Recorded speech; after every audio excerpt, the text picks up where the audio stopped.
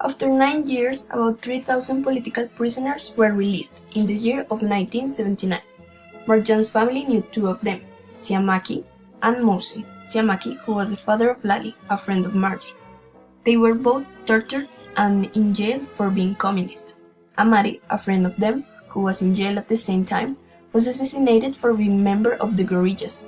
He suffered the worst of the tortures and he was finally cut into pieces for being martyrs and being against the Shah. But Marjan noticed her parents were not heroes as Lali's father. So she started playing with torture too. She felt powerful, but later she was overwhelmed. To their house arrived Uncle Amush. He was in prison because his ideas were the same as his uncle Fereidon, and because of that he was rejected from his family. Because his family stayed loyal to the Shah.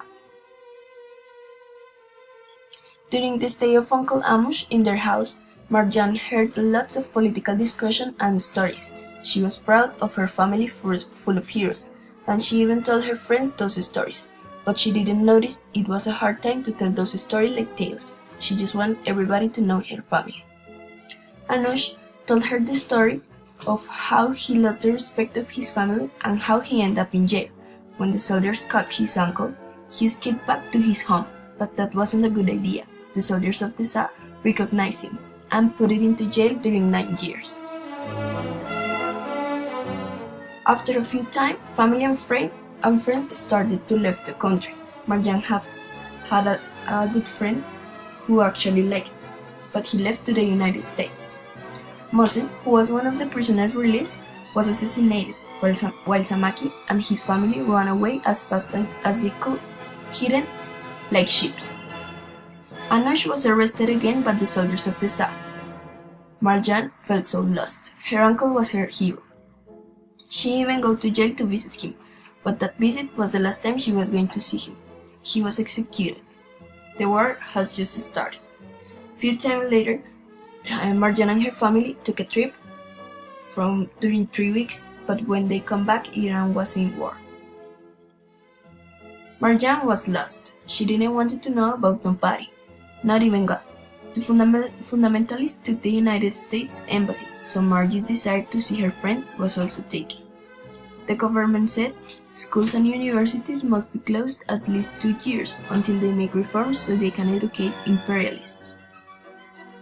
Women were forced to wear the veil. Dressing became an ideological sign for men and women. Marjan started living in a lie to protect herself and her family. She told everybody that she prayed, but she didn't. The country was in war.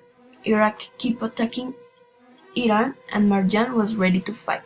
She went out with her parents to some demonstrations, but things outside became worse. It was a lot of violence. Shopping was a mess. Since the refugees defended to Tehran, there was nothing to eat, not even to fill the tank of the car. After the war started, at the school, were formed to mourn the warden. People did many rituals such as flagellation, but Marjan didn't take it seriously after a while. She and her friends made fun of all situations.